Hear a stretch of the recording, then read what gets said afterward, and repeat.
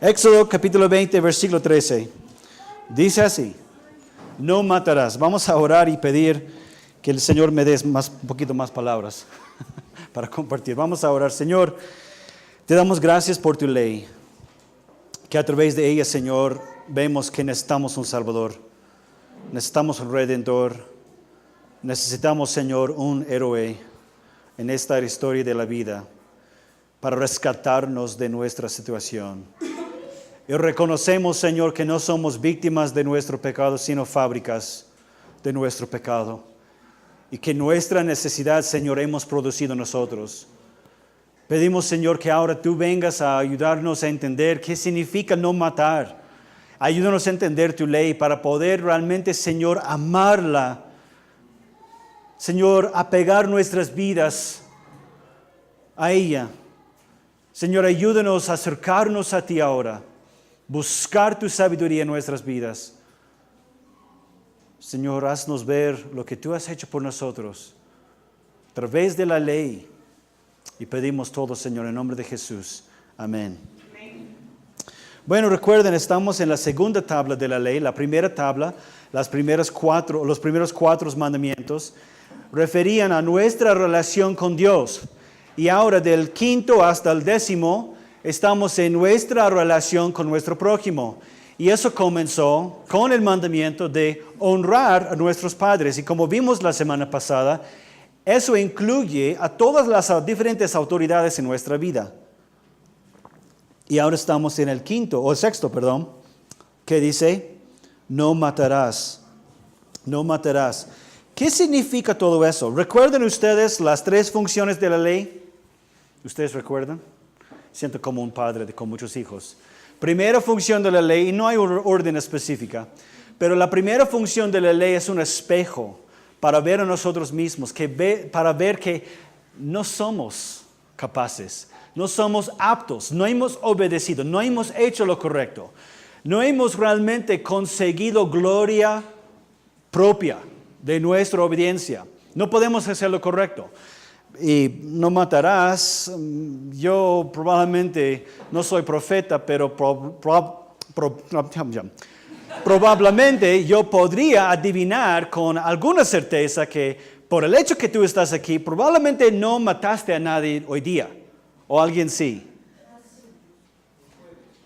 El jueves, muy bien. Pero no hoy día, claro, porque si fuera hoy día probablemente no estarías en culto. ¿No? Claro. Entonces, eso quizás es uno de los 10 mandamientos que cualquier ley humana probablemente tiene esa ley. No vamos a encontrar en la ley peruana, digamos, que dice que uno tiene que honrar el día de reposo. No lo vamos a encontrar. Tampoco no vamos a encontrar honrar a tus padres. Qué pena. Pero sí vamos a encontrar leyes al respecto del asesinato. Vamos a encontrar muchas leyes acerca de esto. Entonces, esto no nos sorprende, más bien es casi como realmente tenía solo dos tablas de piedra. Moisés, o quizás mejor hablar directamente a Dios, ¿no hubieras podido quizás pensar en otro que ya quizás no tenemos? Pero hay que recordar que Moisés mismo mató a un hombre. Entonces, imagínense cómo se sintió él al recibir, ya, Señor, ya, guarda el día de reposo muy bien, honrar a tus padres. Eso es bueno, no hubiera pensado en eso. No matarás. Voy a ponerlo también. Moisés, la tabla para él era un espejo. Mira, Moisés, ni siquiera tú, quien lidera todo mi pueblo, eres apto. No mereces esta relación que llevo contigo. Por eso, si ustedes recuerdan, comenzamos en este estudio con capítulo 19, viendo el pacto, las promesas, la alianza que Dios hizo con el pueblo de Israel, sacándoles de su esclavitud en Egipto. Y ahora, dentro de una relación con ellos, les entrega su ley. Entonces, la primera función es un espejo para nosotros, para ver que no hemos hecho lo correcto. Y mi meta esta noche, como siempre, es convencerles que ustedes han matado. varias veces y probablemente hoy día. 2, la segunda, muy bien, alguien quiere salir. Muy bien, oramos y servimos el refrigerio. 2, la segunda función de la ley nos controla. La ley nos ayuda a controlar. Por la ley tenemos el castigo, las consecuencias de la ley. Y los castigos, las consecuencias, realmente prohíben la maldad y ciertos comportamientos, tanto que nos controla. Por ejemplo, ¿cuántos de nosotros como padres esperamos algo de nuestros hijos, pero nunca los hemos comunicado que esperamos tal cosa? Y nos molesta porque no obedecen o no hacen tal cosa, no viven así, pero no hemos comunicado ni siquiera lo que queremos de ellos. Entonces, la segunda función de la ley es realmente para controlar nuestro pecado. Y la tercera función es solo para el creyente, solo para la persona que está en Cristo, que está en libertad. Y libertad para obedecer. Porque la ley, aunque la ley en Cristo ya no nos juzga, ya no nos condena, Romanos 8:1 bien claramente dice, no hay condenación para nosotros, pero sirve todavía como un camino para nosotros. Por el hecho que Cristo cumplió la ley, y tenemos que pensar bien, ¿quién realmente creó la ley? Dios. ¿Y para qué servía? Para mostrar los atributos, la perfección, la santidad de Dios. Y si refleja la santidad de Dios aquí en Éxodo 20, hoy día en Hechos capítulo 2017, o estamos en 2018, todavía Dios es el mismo Dios. Y la ley refleja el mismo Dios. No ha cambiado. Entonces, esas son las tres funciones de la ley. Espejo, controlar y ahora mostrarnos el mejor camino en Cristo. Ok. ¿Por qué esta ley? Bueno, Génesis 9, después de salir del arca, Dios dijo a Noé, la sangre del que derrame sangre humana será derramada por otro hombre, porque el hombre ha sido hecho a la imagen de Dios.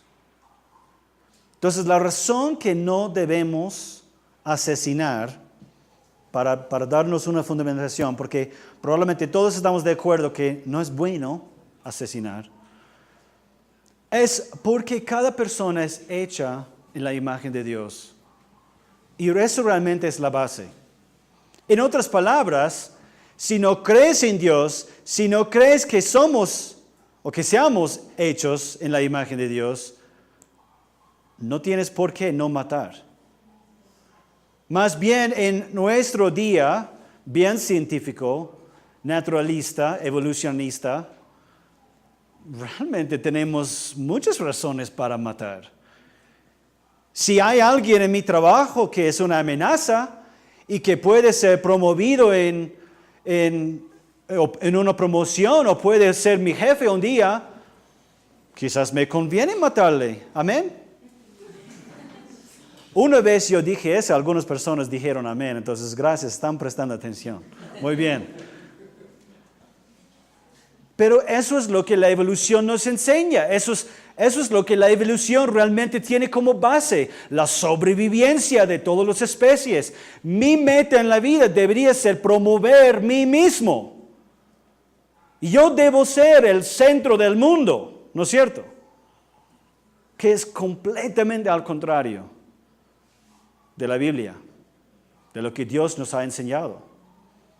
Porque cada persona es una imagen de Dios. Y lo que vamos a ver es que aún tu enemigo es imagen de Dios. Aún ese vecino que pone música hasta las 4 de la madrugada.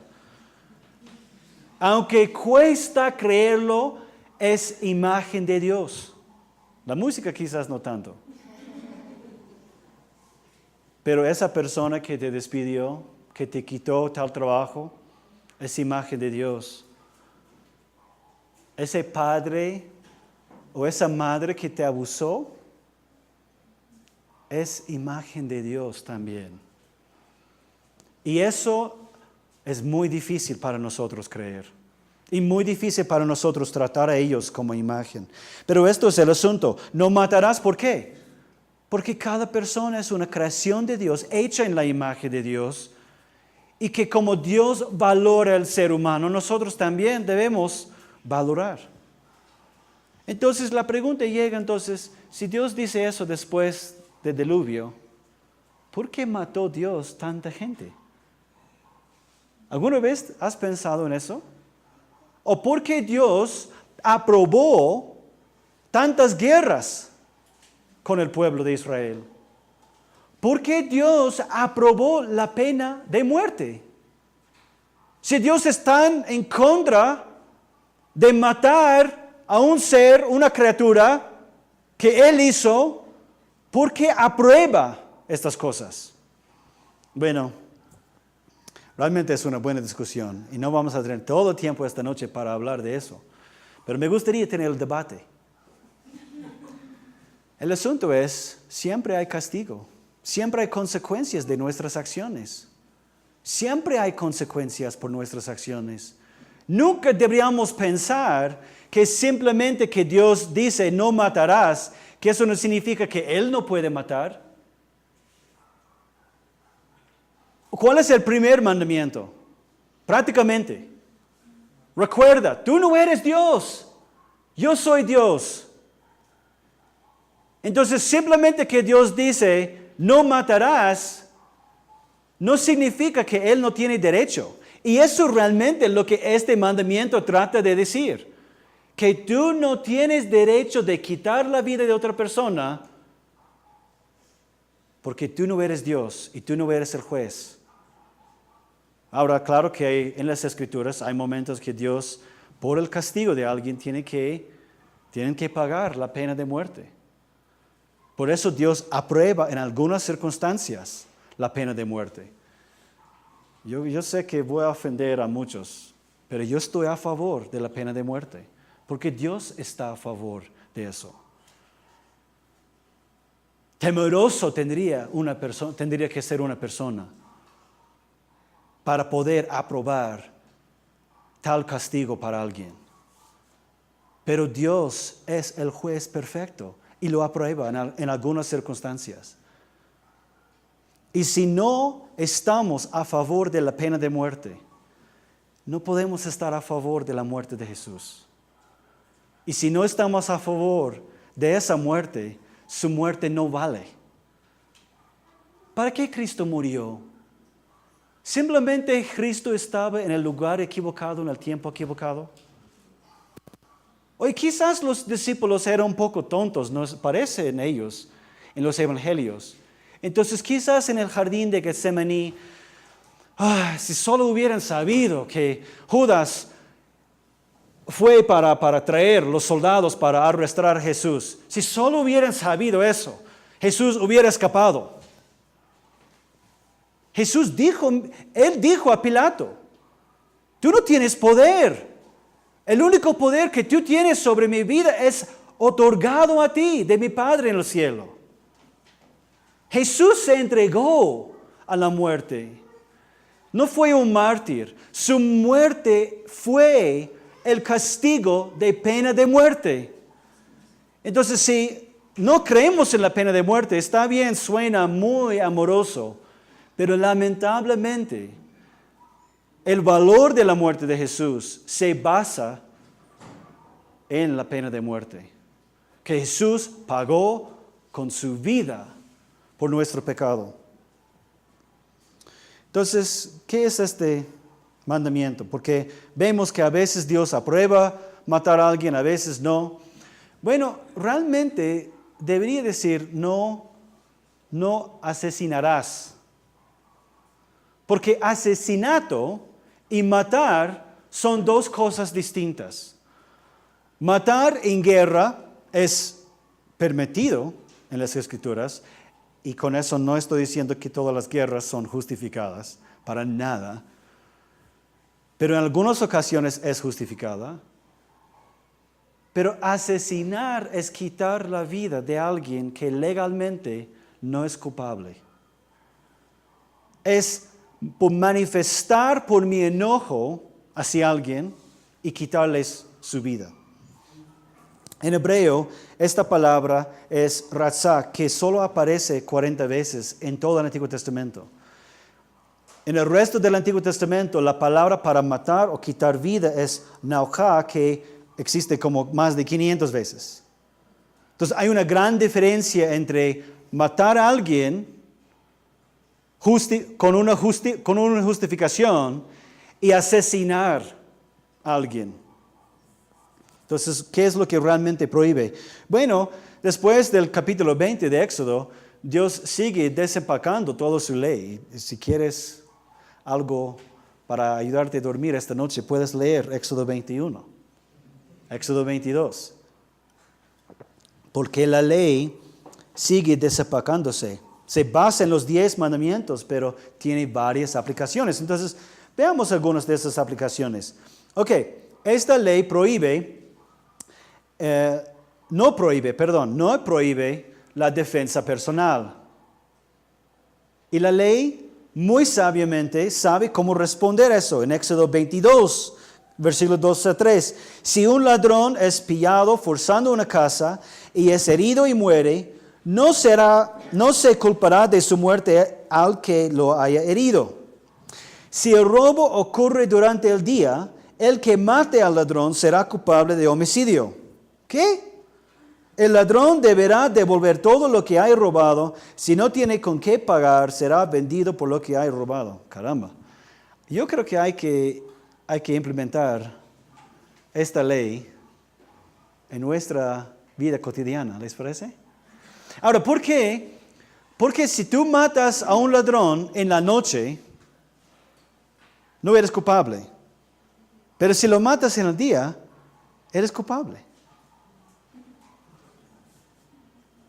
¿Por qué? Porque cuando el ladrón entra en la noche, entra para robar y para matar a él también. Entonces, el peligro es mayor. El peligro es mucho mayor en la noche. No estamos hablando de ciudades donde había calles con postes, con luces. Estamos hablando de pura oscuridad. Pero no tienes derecho de matar el ladrón por el día. Entonces, por favor, cuidado, que sea noche, después de las 6 de la tarde por lo menos. La ley trata de responder eso porque durante el día lo puedes ver. Puedes ver el ladrón. Entonces, no es justificado matarlo, porque no hay tanto peligro. Prohíbe el homicidio involuntario. Eso es otro pasaje interesante. En el siguiente capítulo, en 21, Éxodo 21, 28 a 29. Si un buey cornea a algún hombre o mujer y él o ella mueren por causa de la cornada, el buey será apedreado y su carne será vendido en la canasta. Y no se comerá su carne, pero el dueño del buey quedará absuelto. Si desde tiempo atrás el buey acostumbraba a cornear y llega a matar a algún hombre o mujer, será apedreado. Y si su dueño sabía que el buey acostumbraba a cornear, pero no lo mantenía sujeto, también morirá.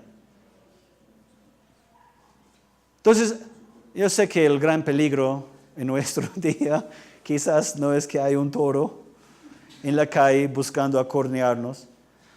Pero el asunto está diciendo que si el dueño sabía que su animal acostumbraba a herir a otras personas y no hace nada, es negligente. Y esa negligencia le lleva a la pena de muerte. Ahora tenemos bastantes leyes en el Perú acerca de esas cosas. Si yo estoy manejando mi carro, borracho, he tomado y yo mato a alguien, la ley obliga un castigo mayor que si se hubiera dormido, digamos, en el timón. ¿No es cierto? ¿Ustedes sabían eso? Que la ley Pide realmente mucho de la actitud de la persona. ¿Cuál era la actitud? ¿Cuál era el propósito de la persona? Si yo tomé la decisión de tomar alcohol y mato a alguien con mi carro, el castigo es mucho mayor que si yo hubiera dormido en el timón. O que si no hubiera visto a la persona y corrió y... Son dos cosas muy distintas, porque uno es recontra negligente. Entonces puede haber homicidio involuntario. No quiere decir que querías matar a la persona, pero por tu negligencia le has matado. Esta ley prohíbe el suicidio. 5 ocasiones del suicidio en las Escrituras. En Jueces 9, 1 de Samuel 31, 2 de Samuel 17, 1 de Reyes 16 y Mateo 27. Y en todas las ocasiones es con vergüenza y por derrota. Y cuando Jonás y Job piden a Dios quitarles sus vidas, Dios obviamente no aprueba su petición. El suicidio es un pecado. Lamentablemente es un pecado. No deberíamos pensar que simplemente es una decisión propia. No es. Y ahora hoy en día lo que más es de moda es suicidarse al final de la vida si tienes una enfermedad terminal o fatal. Tienes cáncer y solo los doctores te dicen, ya, pero tienes 6 meses a lo mucho. Ahora de moda es ese tipo de suicidio, pero la palabra de Dios no lo aprueba. Prohíbe el aborto. Eso es otro que poco a poco va a llegar aquí. No sé si ustedes han visto, pero este fin de semana o la semana pasada, Irlanda aprobó el aborto. Irlanda es una de las naciones más católicas que hay. Y un catolicismo bien estricto. Más que nada en el norte de Irlanda. Por el hecho que una nación así puede aprobar el aborto significa que Roma es el siguiente. Pero el aborto nunca es aprobado por las Escrituras. En Salmo 139, 13, David dijo, tú, Señor, diste forma a mis entrañas, tú me formaste en el vientre de mi madre. En Éxodo 21, el siguiente capítulo, ahí donde encontramos la famosa frase, vida por vida, ojo por ojo, diente por diente, pero está dentro del contexto. Eso es en versículo 23. En versículo 22 está hablando de qué debería hacer con un hombre que causa un aborto. Realmente es un contexto medio gracioso, porque dice, si 2 hombres pelean y por pelear accidentalmente golpean a una mujer y ella está embarazada, es tan específico el caso, suena como, eso pasó ayer, ¿no es cierto? Pero llegan a golpear a la mujer y ese golpe aborta el bebé, el que le golpeó matará o morirá, porque mató. Entonces el aborto nunca es aprobado. Y hoy en día la argumentación muchas veces es sí, pero si es un embarazo producto de una violación, ¿vas a forzar a esa mujer a tener ese bebé? Yo les pregunto, ¿en cuál contexto castigamos una bebé por el pecado de su padre? Yo creo que eso es peor. Si la ley no me permite ir a matar a ese violador, que me gustaría hacer, si pasa alguien en mi vida, alguien en mi familia, si la ley no me permite hacer eso, jamás me va a permitir matar a la bebé. No tiene sentido. Entonces, ¿qué realmente se trata? Se trata de no asesinar Se trata de no quitar la vida de otra persona que no es legalmente culpable. Ahora, creo que ninguno de nosotros hemos matado a alguien. Pero Jesús es un mediador de un nuevo pacto. Por eso vamos a ir a Mateo capítulo 5. Vamos a ver cómo Jesús interpreta este pasaje.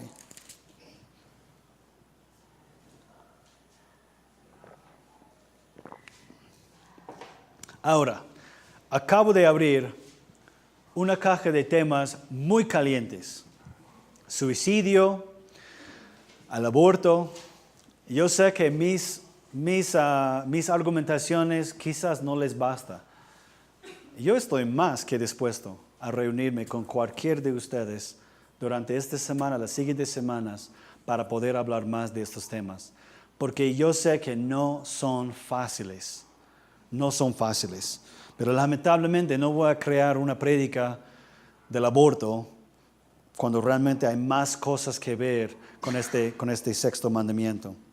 En Mateo capítulo 5, miren al versículo 21. Así dice Jesús, eso es parte de su gran prédica. Ustedes han oído que se dijo a los antiguos, no matarás, y que cualquiera que mate será culpable de juicio. Pero yo les digo que cualquiera que se enoje contra su hermano será culpable de juicio. Y cualquiera que a su hermano le diga necio será culpable ante el concilio. Y cualquiera que le diga fatuo quedará expuesto al infierno de fuego. Por tanto, si traes tu ofrenda al altar y allí te acuerdas de que tu hermano tiene algo contra ti, deja ahí tu ofrenda delante del altar y ve y reconcíliate primero con tu hermano. Y después de eso, vuelve y presenta tu ofrenda. Ponte de acuerdo pronto con tu adversario mientras estás con él en el camino. No sea que el adversario te entregue al juez y el juez al alguacil y seas echado en la cárcel. De cierto te digo que no saldrás de ahí hasta que hayas pagado el último centavo. Entonces Jesús primero dice, lo que quiere decir no matar, comienza en el corazón. Ninguno de nosotros hemos matado quizás con nuestras manos. No hemos literalmente quitado la vida de alguien. Pero Jesús está diciendo, si tú aún en tu enojo, si insultas a tu prójimo, ¿cuántos de nosotros hemos insultado a alguien hoy día? Veo 3 manos. Josh y mi esposa. Gracias por ser honesto. Todos lo hemos hecho. Todos lo hemos hecho. Es increíble qué tan rápido la rabia puede salir. Palabras para herir, para ofender, para traer juicio. Y Jesús está diciendo, en tu corazón lo has matado. Porque has dejado que tu enojo te controle. Has dejado que tu ira sea realmente tu dueño, tu amo. Y tú has obedecido a tu corazón. Que amigos, es muy peligroso. Ahora, eso es muy interesante. Mira el versículo 23. Por tanto, si traes tu ofrenda al altar y ahí te acuerdas de que tu hermano tiene algo contra ti, no es, tú tienes algo contra tu hermano. Realmente hay otro pasaje donde Jesús dice eso también. Pero aquí Jesús está diciendo, tú te acuerdas que alguien tiene contra ti. Deja tu ofrenda ahí en el altar. Ve primero y reconcíliate con tu hermano. Para nuestro contexto eso es poco fácil. Para los judíos, ellos iban al templo 2-3 veces al año. Y muchas veces ese peregrinaje les tomaba días. Imagínense llegar a Jerusalén, comprar tu ofrenda, porque no todos tenían un becerro sin mancha, Vas para presentar tu ofrenda al altar y te das cuenta, que ahí en Arequipa tienes a alguien y tienen algo contra ti. Lo que Jesús está diciendo es, tu prioridad, y mira, eso debe explotar nuestros cerebros, tu prioridad sobre tu propia adoración a Dios es reconciliarte con tu prójimo. Jesús hubiera podido y realmente hubiera logrado casi el mismo mensaje si hubiera dicho, si llegas al altar con tu ofrenda, rapidito ya, deja tu ofrenda, deja tu cosa, haz tu adoración y después corre a tu prójimo para reconciliarte con él o con ella. Pero no es lo que dice. Porque quizás hay una falla en nuestra propia adoración cuando adentro mantenemos algo contra alguien. Aunque sea cuando ellos tienen algo contra nosotros.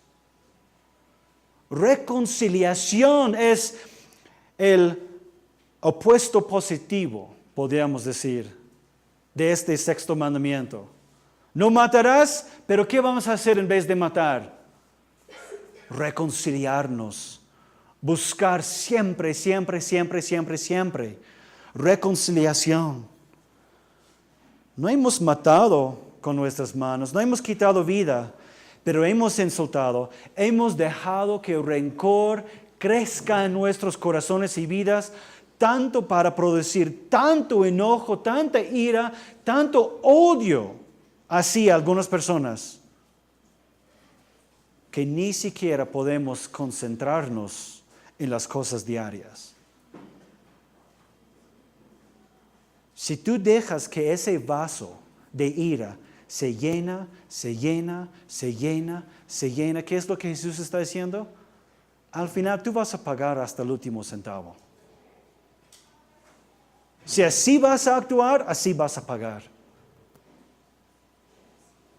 Y yo les digo, amigos, en nuestra cultura moderna de hoy, no nos controlamos muy bien. Somos fosforitos, chispitas. Es increíble qué tan rápido. Entras a la cancha de fútbol y dentro de 20 segundos puedes estar gritando, listo para pegar a alguien. Si no, no has jugado conmigo. Sale toda mi carne en la cancha. Por eso no me invitan a jugar, creo. Es parte de mi arrepentimiento. No está diciendo que no debemos tener justicia, o no debemos tener ley, o no debe haber consecuencia. No está diciendo que lo que esa persona tiene contra ti es completamente justificado y tienes que rendirte. No está diciendo eso. Eso no es reconciliación. Jesús tuvo muchos enemigos. Jesús tuvo muchos enemigos. Pero Él hizo lo posible para reconciliarse con ellos. Aún debemos reconciliarnos con los peores enemigos que tenemos en la vida. No sé si ustedes recuerdan la historia, pero hace 2 años un joven se llamaba Dylan Roof. Su primer nombre es mi apellido. Dylan Roof entró a una iglesia, se sentó durante su tiempo, su culto de oración, y cuando terminó la oración, el tiempo, él se paró y disparó y mató 9 personas. Y lo hizo porque era una iglesia africana-americana. Es racista. Y en la audiencia, en el juicio, las víctimas de las personas que han perdido sus familiares se presentaron ahí y hablaron a él. Y una de ellas, varios de ellos le perdonaron, pero una mamá de las víctimas dijo, yo quería odiarte, pero mi fe me dijo que no. Quería permanecer enojado y amargada, pero mi visión de la vida no me deja. ¿Podrías perdonar?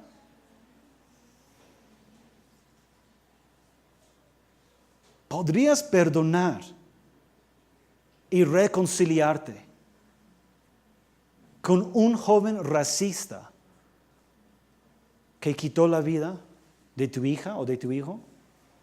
¿O de tu esposa? ¿O de tu esposo? Es amar y reconciliar con todos. Pablo en Romanos 12 dice, si es posible y en cuanto depende de nosotros. Eso es importante para nosotros porque necesitamos reglas, necesitamos guías. En cuanto depende de nosotros, vivamos en paz con todos.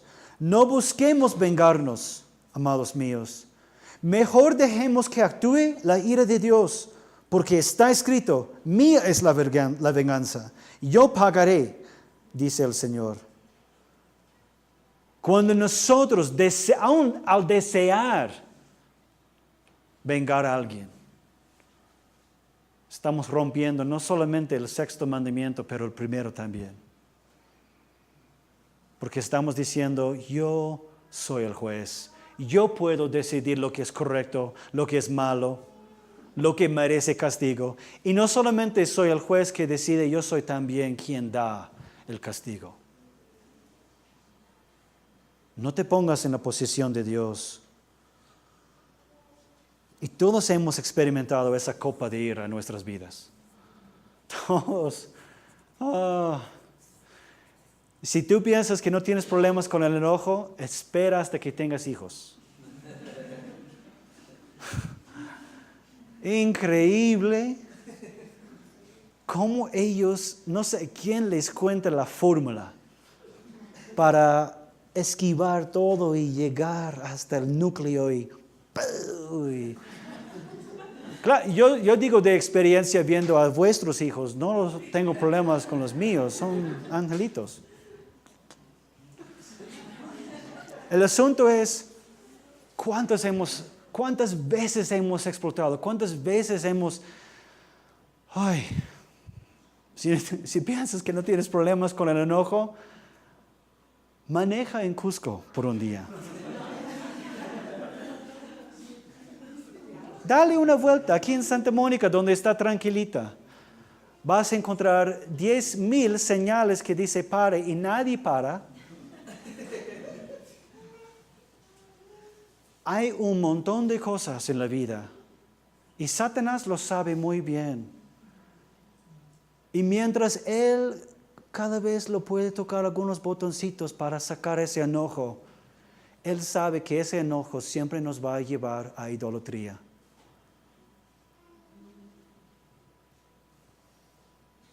Amigos, tenemos que mirar a Jesús en el jardín de Getsemaní. Cuando Él oró, Padre mío, si esta copa no puede pasar de mí sin que yo la beba, que se haga tu voluntad. Esta ley, este mandamiento debería producir tanto aprecio en nosotros por la muerte de Jesús. Porque Él verdaderamente fue asesinado por asesinos. Sufrió la pena de muerte por tus errores, por tus malas decisiones.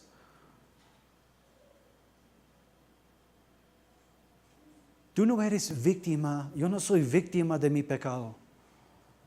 Yo lo produzco. Muchas veces yo decido ir en contra de Dios. Y aún con tanta, disculpa, pero con tanta estupidez, Jesús me amó. Amó a cada uno de nosotros y Él tomó la copa de ira. Él recibió, y no nuestra ira. Porque ¿qué vale eso? ¿Qué vale tu enojo con el enojo perfecto, santo de Dios? ¿O no pensabas que Dios se enoja? No le cae bien tampoco tu pecado. Pero el asunto es que toda su ira, todo su enojo, todo su odio que antes todo fue hacia ti. Tú eras un objeto de ira, el recipiente adecuado. Pero eso es la obra en Cristo, que Cristo se convirtió a pecado por nosotros. Vamos a terminar con 2 de Corintios 5. Versículo 18. Y todo esto proviene de Dios, quien nos reconcilió consigo mismo a través de Cristo y nos dio el ministerio de la reconciliación. Y esto quiere decir que en Cristo Dios estaba reconciliando al mundo consigo mismo sin tomarles en cuenta sus pecados, y que a nosotros nos encargó el mensaje de la reconciliación. Así que somos embajadores en el nombre de Cristo. Y como si Dios les rogara a ustedes por medio de nosotros, en nombre de Cristo, les rogamos, reconcíliense con Dios. Al que no cometió ningún pecado, por nosotros Dios lo hizo pecado, para que en él nosotros fuéramos hechos justicia de Dios. Eso es el cambio de cada persona. Cada uno de nosotros necesitamos experimentar. Hace poco tiempo un joven me preguntó, pero ¿cómo puedo hacer eso? Tú no lo puedes. Tú no lo puedes. Solo necesitas fijarte en la cruz. La cruz donde colgó Cristo. Y no como una víctima de malas decisiones, no. Como el objeto de ira de Dios. Para que nosotros fuéramos hechos justicia de Dios. Por eso la tercera función de la ley sirve para guiarnos en la nueva vida. En la nueva vida de reconciliación, que con nosotros estamos en paz. Ya no nos mira como pecadores. Él mira a nosotros como santos, hijos, amados por Él. Bien confundidos a veces, porque seguimos los pasos de la vieja naturaleza, pero igual somos hijos de Él. Y no por naturaleza humana, no por voluntad humana, sino por voluntad de Dios. ¿Amén? Ahora pueden decir amén. Temían decirlo. ¿Amén? Amén. Ok, eso es mucho mejor. Muy bien, vamos a orar. Señor, gracias por ver nuestra necesidad. Y calculando el costo, Señor, mandaste a tu Hijo a vivir, morir, resucitar por asesinos, por hombres y mujeres llenos de enojo, de ira, de rencor, de avaricia. ¿Cuántas veces, Señor, hemos querido